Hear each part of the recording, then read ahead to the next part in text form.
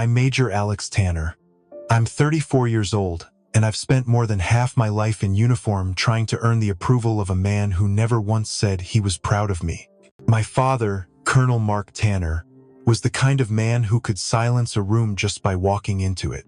He carried himself with the same precision he demanded from everyone else, including me, and maybe that's why I grew up believing that love had to be earned, not given. In our house, respect was measured in medals, not words. My earliest memories of him are all noise and order: the sharp whistle at dawn, the smell of polished boots, and the sound of his voice correcting the smallest mistake. He never hit me, but he didn't have to. His disappointment landed harder than any slap. My mother tried to soften him, but she faded early, like someone who'd learned to live in the shadow of a man who didn't know softness. When I was a boy, I thought if I could become like him, maybe he'd finally see me. I studied his every move, how he folded his uniform, how he spoke to his soldiers, even how he stared people down without blinking. I memorized the way he carried authority like a second skin. I wanted to wear that same armor, believing it would protect me from his indifference. At 17, I enlisted. He didn't stop me, didn't encourage me either. He just nodded once, the same way he'd nod at a soldier he barely remembered. That silent gesture was the closest thing to approval I'd ever had, and I carried it with me through boot camp, through deployments, through every sleepless night on foreign soil. I thought if I could survive the same wars he did, I'd come back worthy of his respect. Years passed, and I built my own reputation. I worked harder than anyone else, climbed faster, and made sure my record was spotless. Every promotion felt like a step closer to him, but every time I reached out, he moved further away.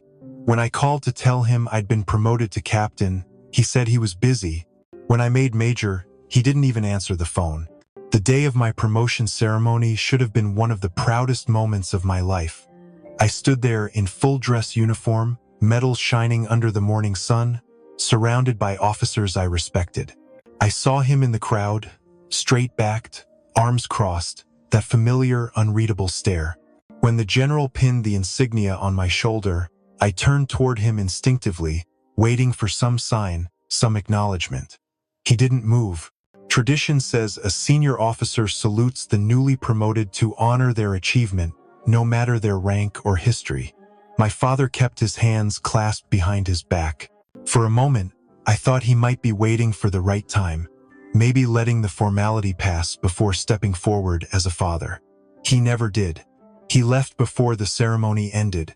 That night, I sat in my car outside his house with the medal still on my chest, staring at the light in his office window.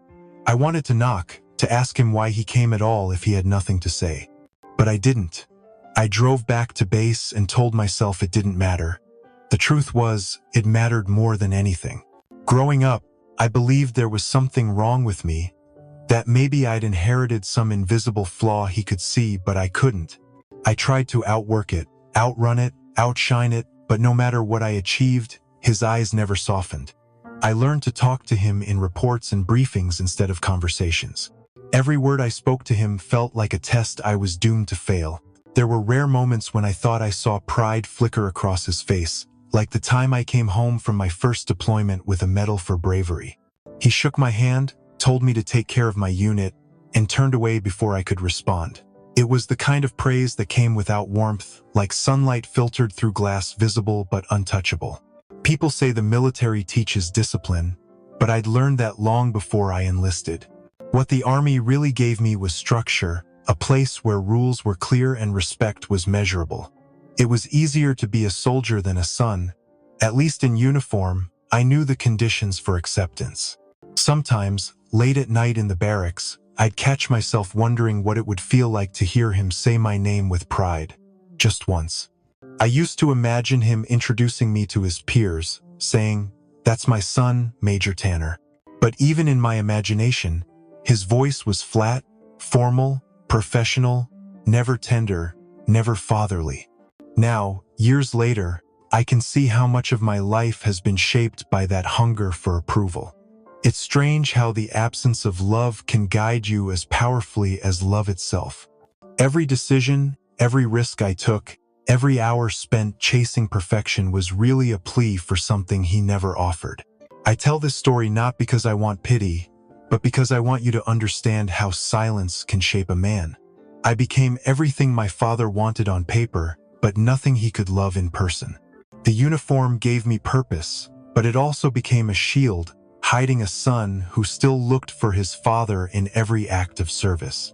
The day he refused to salute me, I realized something I'd been avoiding for years. You can't earn love that was never there. You can only learn to live with the echo of what you hope to hear. I thought I'd buried that pain beneath rank and duty, but grief has a way of resurfacing when you least expect it. Back then, I still believed I had time to make him see me differently. I didn't know that the next time I'd see his face, it would be in a hospital bed, eyes fading, lips still too proud to form the words I'd spent my whole life waiting for. He passed away on a Thursday. The hospital room smelled like bleach and old paper, and the machines around him beeped with mechanical indifference. I sat beside him in full uniform, hoping that somehow the weight of those stripes on my shoulder would finally mean something to him. His eyes opened just once, cloudy and slow, landing on me without recognition. I leaned closer, whispered my name like it might pull him back, like it might matter. He blinked once, exhaled, and turned his head away. I stayed until the nurses came. When they told me he was gone, I didn't cry. I just sat there, listening to the flat line, wondering if that silence felt familiar to him. I don't know what I expected. Maybe a final word, a weak attempt at closure, something human. But he left the same way he lived, controlled, distant, unreadable. The funeral was everything he would have wanted. Full honors, 21-gun salute, flags folded with mathematical precision. People came from bases across the country to salute a man they called a hero. They spoke of valor and strength and discipline. No one mentioned warmth. No one had stories about his laughter. I stood at the edge of the crowd, my brother Jason beside me, and I realized I didn't know how to grieve a man I never really knew. Jason didn't say much either. We hadn't been close growing up. He was the golden child. Dad smiled more around him, or maybe I just imagined that. Either way, Jason got the side of our father that was tolerable. I got the shadow. After the ceremony, we met at the attorney's office to go over the will. The room was sterile, lined with books that looked like they'd never been opened. The lawyer spoke like he was reading a weather report. Jason received the house, the cars, the accounts, the medals. I received a sealed envelope with my name written in tight, slanted letters I hadn't seen since childhood. I didn't open it there. I waited until I got home, still in uniform, sitting at my kitchen table with the world pressing down on my chest. Inside the envelope, there was no letter, just a torn photograph, two people cropped at the waist, one of them vaguely familiar, and a short note scribbled on the back. It said, "Ask your uncle." That was it. No explanation, no apology, no acknowledgement, just a photograph and a direction. I turned the picture over in my hands for an hour. The edges were worn, the tear down the center jagged and purposeful. I tried to piece it back together in my mind, to imagine what had been cut out and why. There was something haunting about it, like a memory I'd never owned but somehow belonged to. Ask your uncle. Those words stayed with me all night. I said them out loud, hoping they'd sound different. They didn't, just sharper. I thought about all the times Dad mentioned his brother, Richard, not many. Always brief, like a footnote he didn't want to dwell on. I hadn't seen Uncle Richard since I was a teenager. He and Dad were both Army men, both stern, but Richard had always seemed more human. He gave me candy when no one was looking. He used to ruffle my hair even when Dad scolded him for it. I wondered what secrets were buried between them. I wondered what that photograph meant. More than that, I wondered why, in his final act, my father chose to give me a riddle instead of a goodbye. All my life, I thought I was chasing his respect.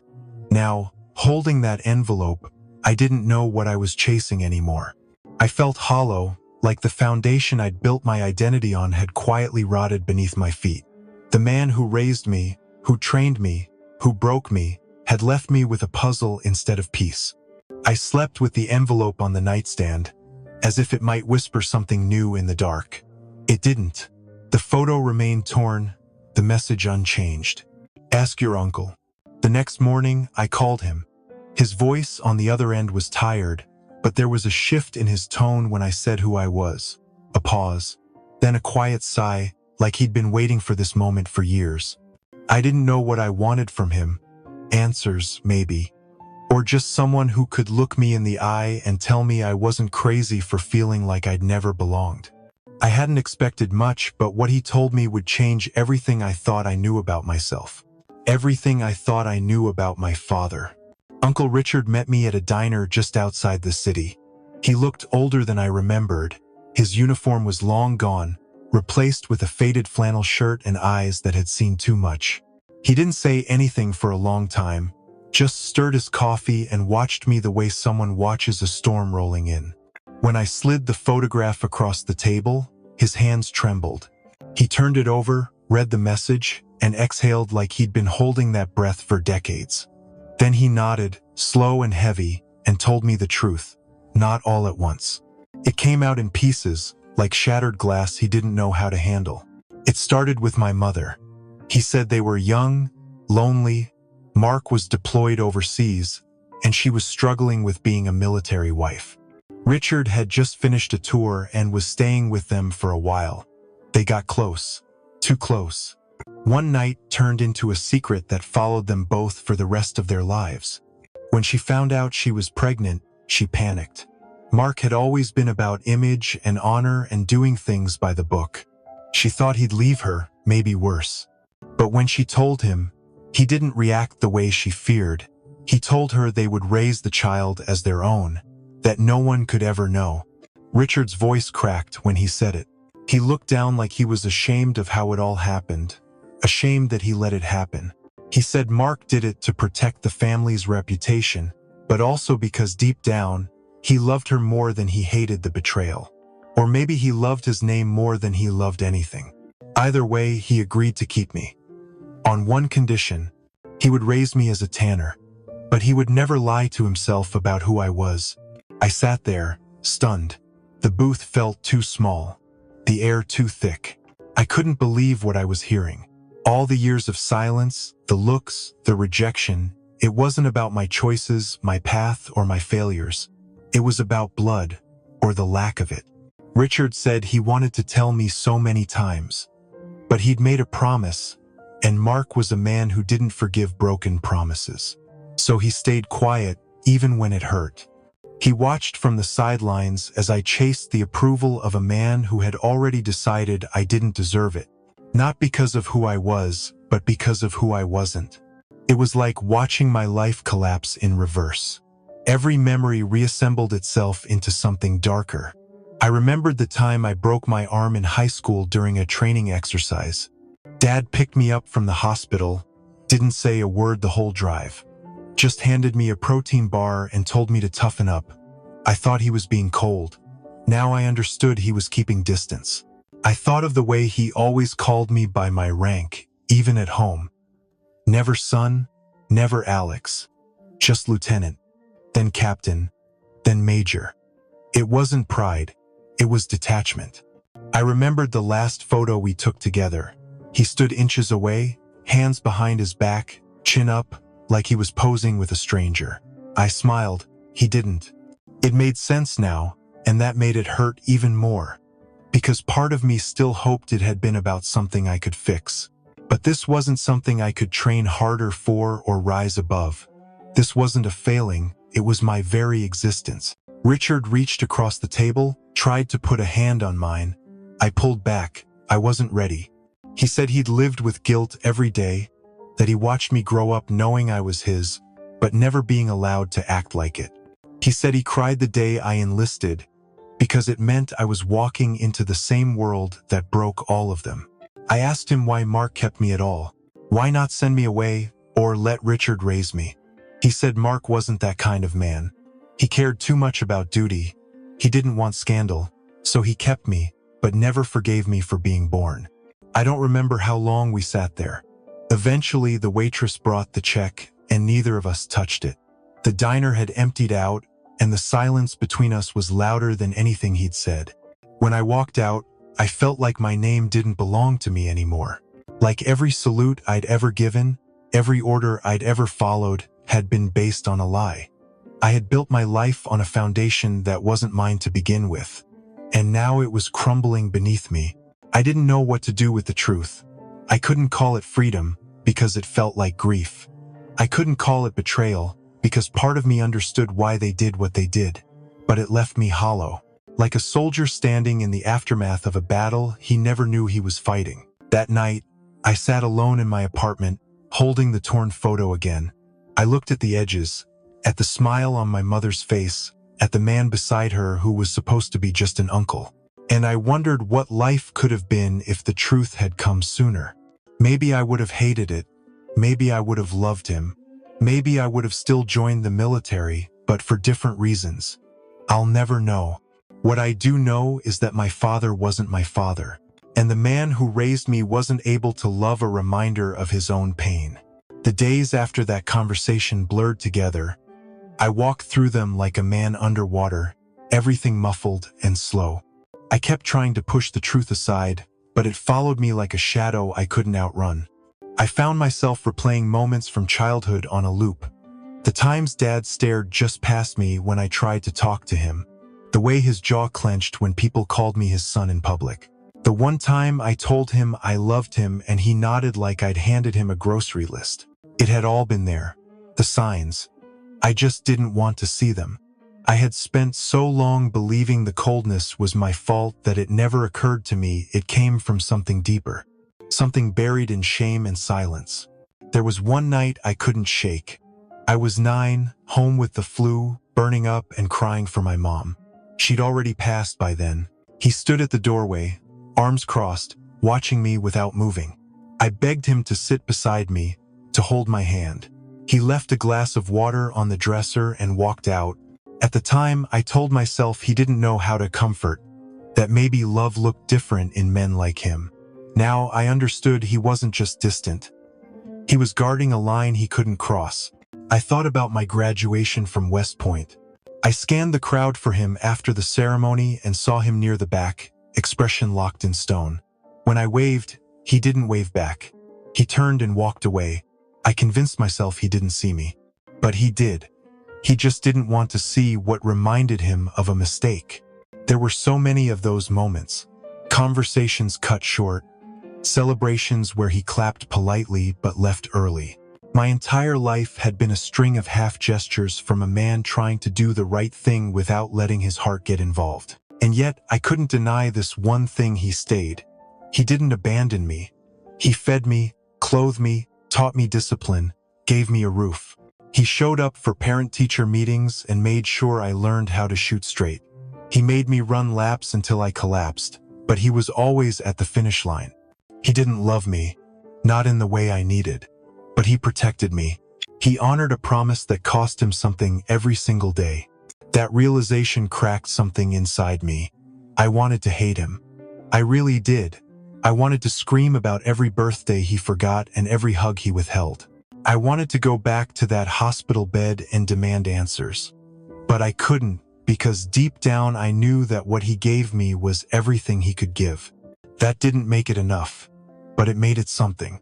The anger came in waves. I'd be brushing my teeth and suddenly feel it rise in my chest like fire. Not just at him, but at everyone who kept the secret. My mother, Uncle Richard, even Jason, who had noticed something was off but never asked questions. They built a world around me with walls I couldn't see until I slammed into them. I felt like a stranger in my own story. My name, my rank, my blood, it all felt borrowed, and yet it was still mine. I had earned every promotion. I had survived deployments and led men into combat. I had built a life of service, of sacrifice, not because of who my father was, but in spite of it. Still, the grief didn't fade. It just settled into my bones. Grief for the boy who kept trying, for the man who never got to hear he was loved, for the father who couldn't bring himself to give what he never received. One night, I opened a box of old photos and letters Mom had kept. Tucked between them was a snapshot I'd never seen. I was maybe 3, sitting on Richard's lap, both of us laughing, my mother behind us smiling. It hit me so hard I had to sit down. That moment, frozen in time, felt more like family than anything I'd ever had with Mark. I wanted to believe she was happy for a while, that it wasn't all mistake and regret. Maybe she thought the lie would protect me. Maybe she thought love could grow through silence. But secrets have weight, and I'd been carrying one I didn't even know existed. I began to write letters I never sent. To Mark, to Mom, to Richard, to myself, trying to untangle the knots that had formed over years of pretending. Some nights I just sat with a pen in my hand and stared at the page, too tired to even begin. In time, I stopped looking for one final answer. There wasn't going to be a neat resolution, no perfect memory to hold on to. What I had instead was a truth that hurt and healed at the same time. I would never be his son. Not in blood, not in name. But I was his responsibility, his reminder, his burden. And he carried me as best he could, with hands that never reached out but never let go either. That was the legacy he left. Not love, not warmth, but structure, honor. And now, a question that would haunt me for the rest of my life. If he had loved me, would I have been the same man? Or was it his absence that made me who I am? I'll never know the answer. But I know this. The story I lived wasn't the one I thought it was. And somehow, that made it feel even more real. Because it was flawed, messy, painful, human. Just like him. The cemetery was quiet that morning. The sun had barely cleared the trees, and the grass was still damp under my boots. I stood there alone, just me and the name carved in stone, and for the first time, I didn't feel angry. I didn't bring flowers. I wasn't sure what to bring to a man who never asked for anything. I had my uniform, freshly pressed, and the weight of everything I'd carried for years pressed into my chest like armor I couldn't take off. I read his name out loud, Colonel Mark Tanner. The dates looked shorter than they should have. A man like him seemed like he should outlast time. But even giants fall, and in the end, he was just a man who couldn't say the words I needed to hear. I thought about everything that led me to this place. The photograph, the envelope, Uncle Richard's confession. It had all cracked open a part of my life I thought was solid, and yet, standing there, I didn't feel broken. I felt still. I knelt by the headstone, not because I felt small, but because I finally understood. He wasn't a monster. He was a man bound by a code he couldn't break, even for me. And in his own twisted way, maybe that was love. He could have turned me away. He didn't. He could have told the world I wasn't his. He didn't. He bore the shame in silence, and maybe that silence was louder than any declaration he could have made. It took me years to see it, to feel it, that discipline he drilled into me, the hours of training, the way he made sure I never wavered, never broke. That was him giving what he could, not warmth, but steel. I leaned back on my heels and looked up at the sky. It was the same kind of morning we used to run drills in. Cool, sharp, clean. I could almost hear his voice barking orders, see his silhouette against the sunrise. For a second, I missed him. Not the man I had wanted him to be, but the one he was. Maybe forgiveness doesn't always come with a dramatic moment. Maybe it creeps in quietly, like breath after a long run. I didn't say it out loud, but I forgave him. Not for what he did, but for what he couldn't. He gave his life to the uniform, and I followed him into it thinking I'd find his love there. Instead, I found myself. The soldier, the leader, the man. And now I could finally lay down the burden of chasing something that was never mine to catch. I stood and pulled the hat from my head. It was the same one I wore the day he didn't salute me. Back then, it felt like a rejection. Now, it felt like closure. I placed it gently on the headstone and stepped back. Then I saluted. Not for the colonel, not for the father I wanted, but for the man who stayed, who endured, who gave me everything he had, even if it wasn't enough. The wind shifted as I lowered my hand, and I swear, just for a moment, I felt lighter. like the weight had shifted from grief to memory. And that memory, though heavy, was mine to carry now. I turned and walked away, the crunch of gravel beneath my boots steady and even. Behind me, the grave stood silent. But in my chest, something had changed. Something had closed. Something had healed.